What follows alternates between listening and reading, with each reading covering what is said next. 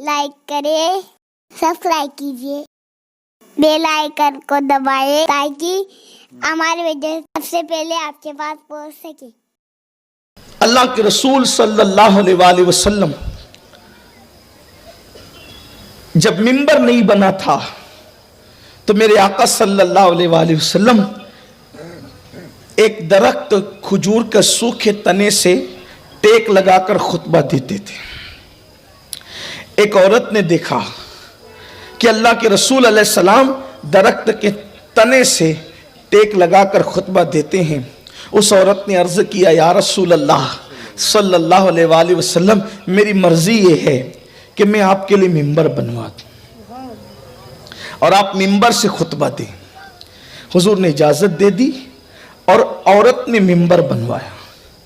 بہت خوبصورت سی بات ہے، یعنی مسجد میں منبر کسی مرد نے نہیں لگایا، مسجد میں منبر لگانے کا شرف عورت کو حاصل ہوا۔ مسجد میں منبر لگانے والی ایک عورت ہے، اور پھر ساری دنیا میں اب منبر لگ رہے ہیں۔ اب جہاں بھی منبر لگے گا اس کا ثواب کس کو ملے گا؟ وہ جس خاتون نے منبر لگایا تھا مسجد نبوی شریف کے اندر۔ اس سے پتا چلا کہ عورت نیکی میں کبھی بھی مرد سے پیچھے نہیں رہی، بلکہ ہمیشہ عورتیں مردوں سے آگے ہی رہی۔ اگر خواتین یہاں بھی موجود ہے تو میں ان کی توجہ چاہتا ہوں۔ دیکھو، ایمان لانے میں عورت آگے، سب سے پہلے کوئی مرد ایمان نہیں لایا، سب سے پہلے مطلقاً جو ہم تقسیم کرتے ہیں وہ اپنی جگہ ہے کہ مردوں میں صدیق اکبر، بچوں میں مولائے کائنات، غلاموں میں زید بن حارثہ، عورتوں میں ام المومنین خدیجۃ الکبریٰ، یہ ہمارے پاس ترتیب ہے۔ لیکن حقیقت میں اگر مطلقاً کوئی سب سے پہلے ایمان لایا ہے تو وہ کوئی مرد ایمان نہیں لایا، وہ عورت ایمان لائی، اور اسی عورت کو ام المومنین خدیجۃ الکبریٰ کہتے ہیں۔ عورت پیچھے نہیں ہے، عورت ہر جگہ آگے ہے۔ سب سے پہلے اسلام کے لیے اگر کسی نے دولت خرچ کی ہے تو وہ کوئی مرد نہیں ہے، وہ عورت ہے، اسی خاتون کو خدیجۃ الکبریٰ کہتے ہیں۔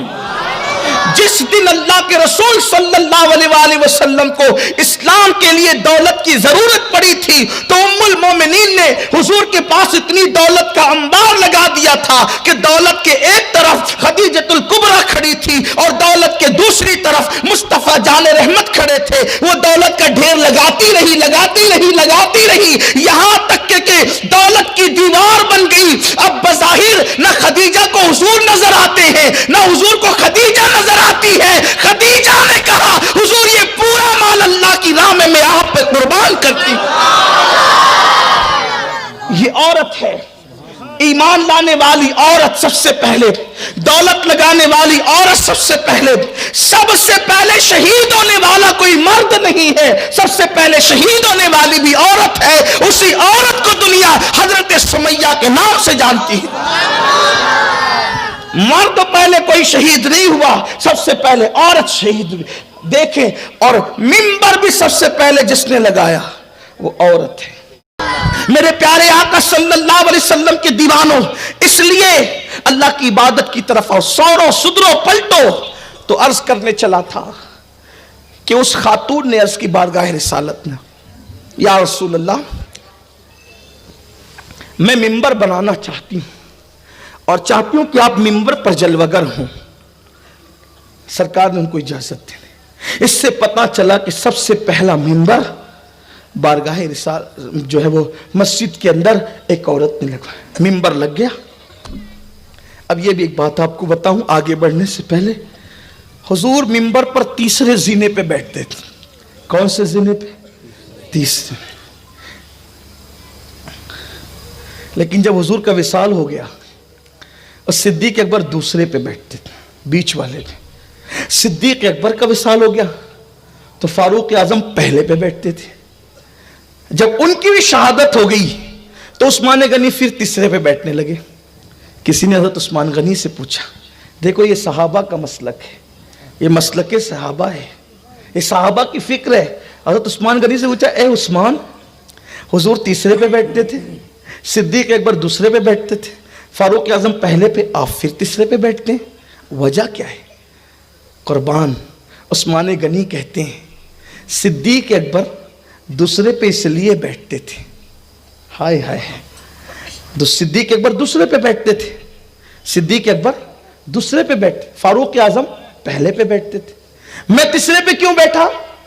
तीसरे पे मैं, उस्मान गनी कहते अगर पहले पे बैठूंगा तो लोग मुझे उमर के बराबर समझेंगे, अगर पहले पे बैठा लोग मुझे उमर के बराबर समझेंगे, और दूसरे पे बैठा तो लोग मुझे अबू बकर के बराबर समझेंगे। तीसरे पे इसलिए बैठा कि उम्मत जानती ईमान वालों का अकीदा है कि कोई नबी के बराबर हो ही नहीं सकता, कोई नबी के बराबर हो। मैं वहां जाके बैठा जहां बराबरी का तस्वुर खत्म हो जाता है। पता चला नबी के बराबरी की बात करना ये मुनाफिकीन का अकीदा तो हो सकता है, ये आशिकों का अकीदा नहीं हो सकता। इसलिए उस्मान गनी ने कहा पहले पे बैठूंगा लोग उमर के बराबर समझेंगे, दूसरे पे बैठूंगा लोग अबू बकर के बराबर समझेंगे, लेकिन वहां बैठा जहां बराबरी का तस्वुर हो नहीं सकता।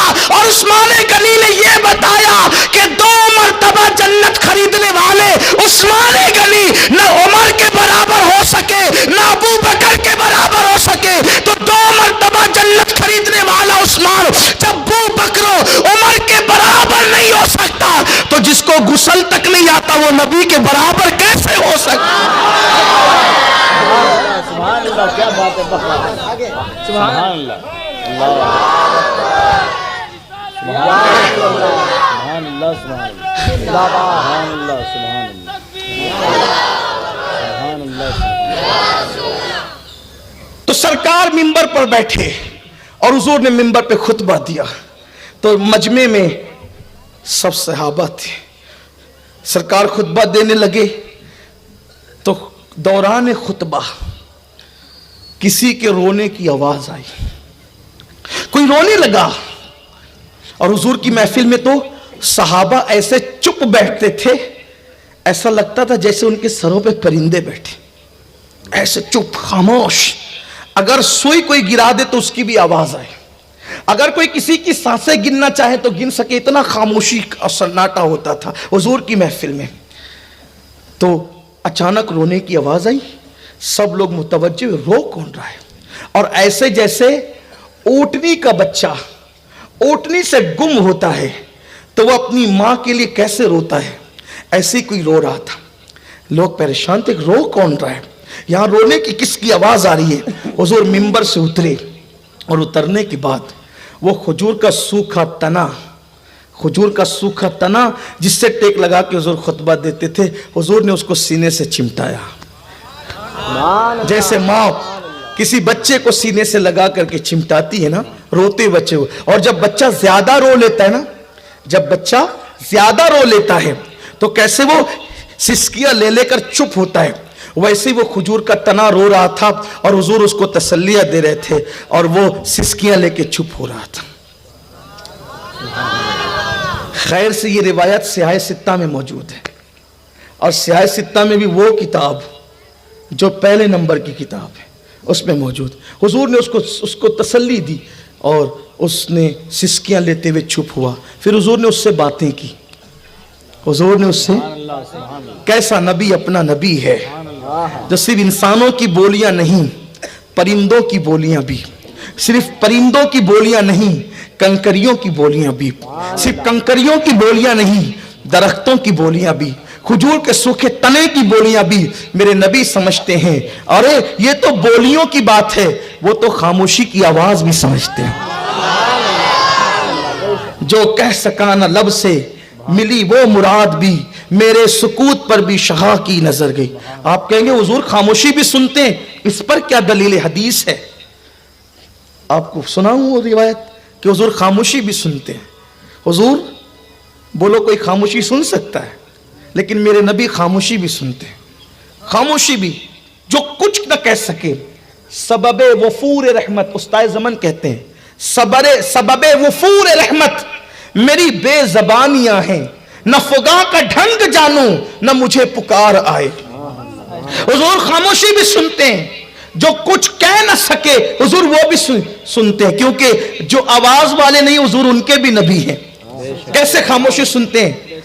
अल्लाह अकबर। एक सहाबी कहते हैं حضرت سیدنا حذیفہ رضی اللہ تعالیٰ کہ ایک دن میری امی نے کہا حذیفہ بہت دنوں سے تو حضور کے پاس نہیں گیا، جا حضور کے پاس حاضری دے، اور جانا نا تو حضور کو میرا سلام کہنا، اور حضور سے کہنا کہ وہ میرے لیے اور تیرے لیے دونوں کے لیے مغفرت کی دعا کرتے۔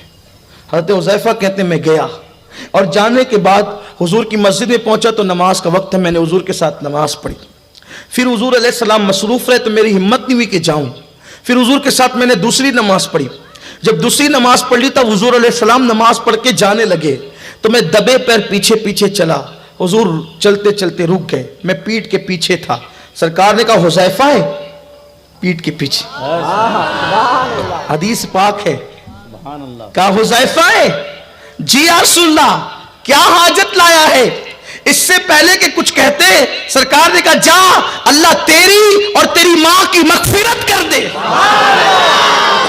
جو کہہ سکانا لب سے ملی وہ مراد بھی، میرے سکوت پر بھی شہاں کی نظر گئی، کون دیتا ہے؟ میرے امام کہتے کون دیتا ہے؟ دینے کو منہ چاہیے، دینے والا ہے سچا ہمارا نبی۔ لب واہ ہے، آنکھیں بند ہے، پھیلی ہے جھولیاں، کتنے مزے کی بھیک تیرے پاک در کی ہے۔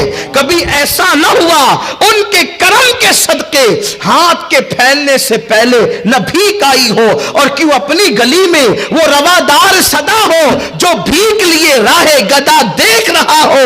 آتا ہے فقیروں پہ انہیں پیار کچھ ایسا، خود بھیک دے اور خود کہے منگتا کا بلا ہو۔ اللہ کے رسول نے اس کو چپ کرایا، وہ چپ ہوا۔ حضور کے کہے ہائے ہائے، پہلے کوئی رونا تو سکھائے درختوں کو، لیکن یہ میرے نبی ہے جن کے لیے درخت بھی روتے ہیں۔ پھر حضور نے کہا کیوں رو رہا ہے؟ پوچھا بات کیوں رو رہا ہے؟ اس نے کہا یا رسول اللہ رونا اس لیے آیا کہ میں آپ سے دور ہو گیا، جب تک یہ ممبر نہیں بنا تھا آپ مجھ سے ٹیک لگا کے خطبہ دیتے تھے، ممبر کے آ گیا میں آپ سے دور ہو گیا، یا رسول اللہ رونا اس پر آ گیا، دوری پر رونا آ گیا۔ سرکار نے فرمایا تو کہے تو میں تجھے جنت میں لگا دوں، تو کہے تو میں تجھے جنت میں لگا دوں، اور تو کہے تو میں تجھے پھر ہرا بھرا کر دوں، تیرے اندر کھجورے لوگ اس سے فائدہ اٹھائیں۔ اب وہ درخت تھا، اس کے پاس انسان جیسی کھوپڑی نہیں تھی، دماغ نہیں تھا، لیکن عشق تھا اس کے پاس۔ اس نے فیصلہ کیا کیا؟ عرض کی آقا یہ دنیا تو ختم ہو جائے گی، میں چاہتا ہوں کہ آپ مجھے جنت میں لگا دیں۔ پھر حضور علیہ السلام نے اس کو ریاض الجنہ جس کو کہتے ہیں ابھی بھی وہ لگا ہوا ہے، جس کو استوانہ حنانہ کہتے ہیں، ستون حنہ، ابھی بھی وہ جنت میں ہے اور قیامت کے بعد بھی وہ جنت ہی میں رہے گا۔ حضور چاہے تو دنیا میں بھی جنت دے سکتے ہیں، اور حضور چاہے تو آخرت میں بھی جنت دے سکتے ہیں۔ نبی مختار کل ہیں، جہاں بانی عطا کر دیں، بری جنت ہبا کر دیں، نبی مختار کل ہیں جس کو جو چاہیں عطا کر دیں۔ تو حضور نے اس کو بھی جنت دی۔ اب اس کو جنت کیوں ملی؟ بس اب بہت طویل گفتگو نہ کرتے ہوئے گفتگو اختتام کی طرف لے جاتے ہیں۔ اس کو جنت کیوں ملی؟ وہ رو رہا تھا، جنت کیوں ملی؟ عشق مصطفیٰ کی وجہ سے۔ اس نے حضور سے محبت کی، درخت تھا، بلکہ درخت کا بھی سوکھا ہوا تنا تھا، سوکھ گیا تھا، وہ خشک ہو گیا تھا، وہ ہرا بھرا نہیں تھا، تر و تازہ نہیں تھا، لیکن پھر بھی قدرت نے عشق مصطفیٰ کی وجہ سے اس کو انعام یہ دیا کہ اللہ تعالیٰ نے اس کو بھی جنتی کر دیا۔ تو پہاڑ حضور سے محبت کرے تو پہاڑ بھی جنتی ہو جائے، درخت حضور سے محبت کرے تو درخت بھی جنتی ہو جائے۔ اگر ہم حضور سے محبت کریں تو ہم جنتی کیوں نہیں ہو سکتے؟ کمنٹ شیئر ضرور کریے۔